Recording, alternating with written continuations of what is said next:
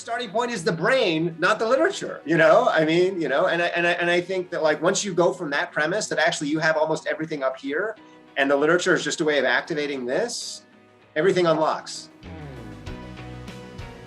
Most of us in the modern world, we think of literature as being produced by someone. And that's a result of the way we're trained. It's the movie studio that's making the movie. It's the novelist who's making the novel. At Project Narrative, which is our institute here at Ohio State, our breakthrough is that every work of literature is a co-creation between the creator and the audience. And what that means is that everything is an empirical experiment. And we're taught to look at the words, and we're taught to analyze the words.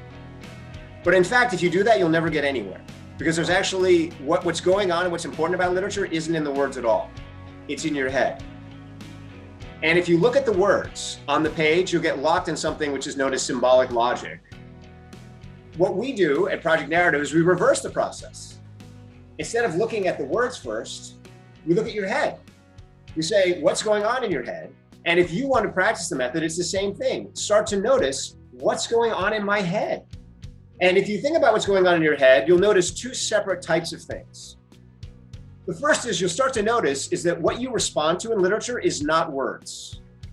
What you respond to literature, first of all, is characters. Why do you respond to characters in literature? Well, because the human brain has evolved to be fascinated by other people. Other people are the most important things to us. And so we see and identify people in literature. What else do we identify in literature? Well, we identify events, actions, again, evolutionarily. Actions, events, stuff happening, very important to the human brain. That's plots, that's scenes. What's another thing? Worlds. Every time you open a book, you enter into a different imaginative universe. And of course, you hear voices, the voice of the storyteller. And that's because voice is this intimate way that we have of learning from each other, even beneath the things that are said. Just the way in which something is said is so incredibly important to us as humans. A lot of the work in the book is based on collaborative research that I've done because of my neuroscience background with various psychology labs or hospitals and whatnot. And we're still building out that picture, but there is just a ton of evidence and we're learning more every day